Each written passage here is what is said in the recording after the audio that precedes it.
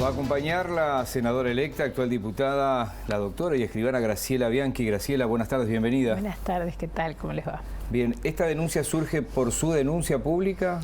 ¿O esto se pone en conocimiento público por su denuncia o hubo otro trascendido antes? No sé qué pasó. Yo el martes pasado me llegó por parte de un inspector que no firmó este documento que tengo en mis manos, y si no hubiera sido un inspector que yo conozco y le tengo muchísimo respeto, hubiera pensado que era una noticia falsa. Entonces, como sabía que no era una noticia falsa, inmediatamente lo subí a mi cuenta de Twitter y avisé a las autoridades que se estaba violando en forma flagrante el artículo 58. Ya habló Martín Rizo mejor que nadie del artículo 58. Las autoridades que son Codicen y secundaria. La ministra de Educación y Cultura, y tiene la supervisión de toda la educación en el país, si se acordara que es ministra de Educación de vez en cuando, y bueno, directamente el Consejo Directivo Central y por supuesto el Consejo de Educación Secundaria. Yo realmente lo levanté pensando que iban a reaccionar, porque hubiera sido una cosa buena que hubieran, por ejemplo, decretado una investigación administrativa. Yo creo que da para mucho más, pero bueno, empecemos por la investigación administrativa. No hubo respuesta. Volví a levantar el tuit y dije, con el documento, y dije que iba a tomar medidas ya de otro tipo, utilizando las facultades que tengo como parlamentaria. Yo creo que detonó que se conociera más las manifestaciones del expresidente Sanguinetti, que evidentemente cuando vio el documento ya está funcionando la coalición, porque estamos totalmente de acuerdo y obvio que el dos veces presidente de la Nación tiene mucho más visibilidad que yo, y bueno, y ahí se dieron cuenta que yo venía trabajando hace una semana, mañana hace una semana con esto, y no tuve respuesta a las autoridades. No hay reacción oficial. Y cuando usted dice accionar, lo que me puedo hacer como parlamentaria, ¿qué, por ejemplo? Bueno, en este momento yo no lo voy a hacer porque estamos en un periodo de la semana electoral. Primero porque además me interesa sacarlo de lo político partidario, hacer al revés de lo que hicieron estos inspectores. Pero aparte porque es imposible reunir a la comisión. Pero inmediatamente después de terminado el balotaje, voy a citar, yo soy la presidenta de la comisión, voy a citar a la Comisión de Educación y Cultura, a la ministra, al Consejo Directivo Central y al Consejo de Educación Secundaria, y según lo que me respondan veo qué otras medidas puedo tomar, porque acá hay una responsabilidad política gravísima. Es una de las faltas más graves que puede cometer un funcionario público. Vamos a ahondar un poquito en el documento. ¿Qué parte diría que es la que más pesa? Bueno, en realidad es todo, porque dice inspectores y coordinadores de secundaria con Martínez Villar, para seguir construyendo ciudadanía desde la igualdad. Y arrancan los inspectores y coordinadores del Consejo de Educación Secundaria, constituimos el Cuerpo Técnico Nacional de mayor jerarquía en nuestra institución, y después sigue.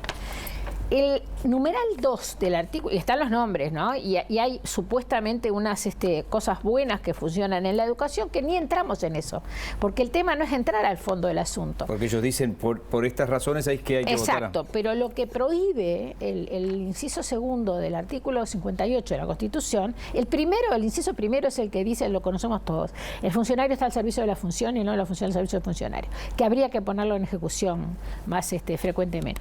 Pero el inciso segundo, lo que prohíbe expresamente es esto, es una manifestación colectiva, como es esto, de tipo proselitista, es esto, utilizando los cargos para efectivamente hacer ese planteamiento proselitista. Está encartado como lo dice Martín Rizo. Yo no tengo la formación de Martín Rizo, pero tonta no soy y abogada también soy.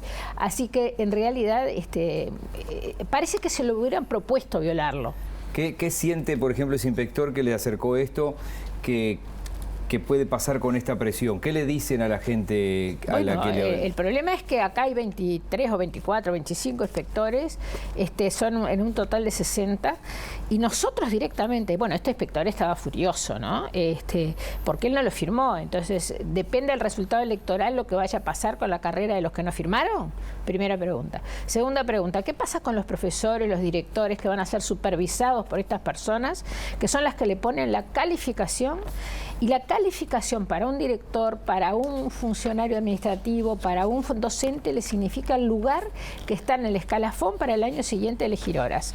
Si la persona ya manifestó, entra el inspector de historia, por ejemplo, que está acá, el inspector nacional de historia, entra a supervisar a un profesor de historia. ¿Qué pasa? Miren, yo lo primero que pienso, pues fui directora 18 años en bachillerato, sé muy bien cómo actúan los inspectores y cómo debemos actuar los directores, si no funcionará la autocensura, por ejemplo, que ese es el riesgo mayor. De los profesores al dar la clase frente al inspector. Lógicamente, porque por eso es que la Constitución es tan sabia. Pocas veces la Constitución nuestra, las sucesivas constituciones, en especial la que está vigente, va a un tema puntual. Prohíbe una cosa concreta, porque la Carta Magna son principios generales, ¿verdad? Es del contrato general. Acá va en el numeral 2 del artículo 58 a prohibir exactamente lo que hizo esta gente. La lleva a otros temas. Cuando se hizo este acuerdo de la coalición y se presenta este documento de 48 páginas, en el capítulo de la enseñanza es donde vimos varias modificaciones. Se planteaba desde un principio, desde el Partido Nacional, que los docentes tuvieran voz y no voto, y eso desapareció ahora. Bueno, estamos en proceso de elaboración. Primero hay que ganar las elecciones. Hay acuerdo general. Todos los partidos de la coalición estamos de acuerdo en que no pueden dominar las corporaciones los consejos. Lo que pasa es que ahora hay representantes sindicales y los sindicatos mandan en los consejos y mandan a nivel nacional, es decir, son los que mandan en el Consejo Directivo Central. En consecuencia, eso se va a cortar. ¿Cómo son los que mandan si es uno por consejo? Ah, bueno, pero son del mismo gobierno los demás integrantes, son políticos, que políticos van a tener que ser siempre, pero si además de los políticos, que son a propuesta del Poder Ejecutivo, convenia el Senado, porque la gente cuando vota una propuesta de educación, leerá o no leerá el programa, ese es otro tema, va a conveniar el Senado y esos son representantes políticos y tienen obligaciones muy claramente establecidas por la Constitución. Es decir, no se puede violar la laicidad, no se puede usar la enseñanza para fines proselitistas, hay que permitir que funcione todo el sistema institucional como está previsto, y nosotros ahora, yo lo viví de adentro, estuve 5 años, por eso me fui. En realidad venían las órdenes de los sectores políticos radicales a través de los sindicatos, y los profesores sienten también esa presión, y con esto escrito, bueno, esto yo no lo voy a dejar así. Se firmó un acuerdo con COFE, que usted considera que es un aumento encubierto porque se redujo, lo toma como que es un aumento encubierto, al menos horas, igual salario. Sí, y además es así. Y además, en año electoral, digo, porque podría ser perfectamente obvio, ¿por qué no? A ver, el tema de la reestructura y de la eliminación de las inequidades en los salarios públicos se planteó en el 2005. Yo negociaba en la bipartita con FENAPES por el Códice. No se hizo nunca la reestructura, tampoco en el Ministerio de Educación y Cultura, ni se resolvieron las inequidades. Da la casualidad que las inequidades empiezan a toquetearse en año electoral, que además o se hace la reestructura general o esto genera otras inequidades. Ya tengo comunicaciones y solicitudes de audiencia de funcionarios de la Dirección General de Registros que se le ha generado una inequidad porque ahora pasan a ganar más estas personas porque les cambiaron la carga horaria. O se soluciona todo el problema institucionalmente como corresponde y no se hacen parches. Es un problema que heredan ustedes entonces. O heredarían si son gobierno. O heredaríamos si somos gobierno, pero a ver, no es tan difícil de resolver, hay que tener la voluntad política de hacerlo. Dos cosas finales. Los veo muy embalados a la coalición y como muy entregados a algunos otros en el oficialismo. Yo sigo mucho a Luis en todo sentido. Luis Lacalle Pou nos pide que trabajemos como si estuviéramos perdiendo 5-0. Que no seamos exitistas, sobre todo que no seamos soberbios, hasta que la ciudadanía no se pronuncie. Vamos a seguir trabajando como corresponde. Yo estaba de gira en el interior, hoy puedo estar acá porque se suspendió en uno de los departamentos y trabajamos con el mismo ahínco, con mucha humildad, como Luis le impregna la campaña, ¿no? Ahora, si ustedes me preguntan a mí cómo veo el oficialismo, y yo los conozco a todos, de jovencitos sobre todo, les conozco la trayectoria, sí, los noto muy nerviosos. Y además noto un Martínez muy desempoderado, digamos, ¿no? Porque le intervinieron en la campaña, claramente Yamandu Orsi, que es una persona muy correcta, todos lo apreciamos mucho, tuvo que salir hasta corregirlo ahora con el tema del cuco ahora, de que si gana la coalición viene la crisis del 2001 otra vez.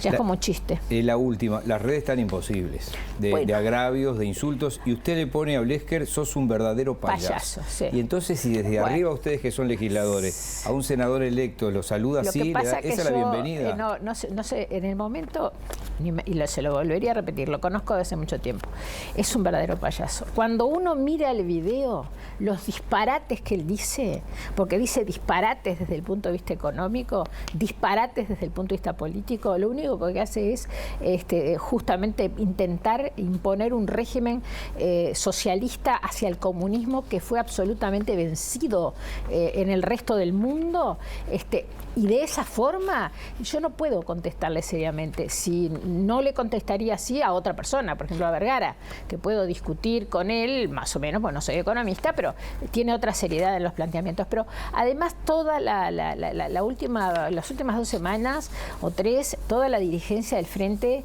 ha recurrido a recursos muy bajos que en definitiva uno trata de no contestar, pero cuando golpea la sensibilidad, que se reciban lo que se merecen. Porque además yo lo conozco a Olesker muy bien y sé muy bien lo que quiere.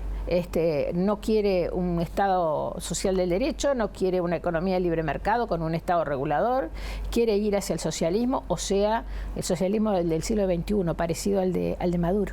En consecuencia le voy a decir payaso y algunas cosas más en el Parlamento. Diputada, muchas gracias. Gracias a ustedes.